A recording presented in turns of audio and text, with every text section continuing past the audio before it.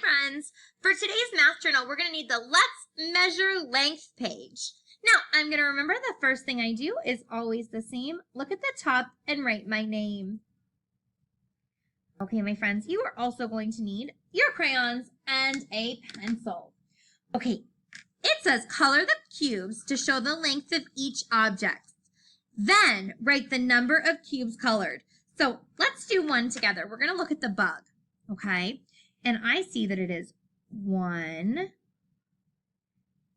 2, 3, 4 cubes long. See how it goes over to that fourth one? Okay, so we know it is 1, 2, 3, 4 cubes long. I'm going from here to here, measuring the length of the bug.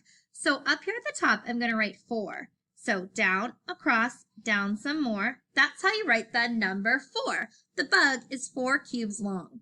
All right, my friends, you're going to do the rest on your own. You're going to look at the length. So we're measuring how long it is, the length, and then coloring in the cubes. So we're going to color in how many cubes, and then write how many cubes right here on the line.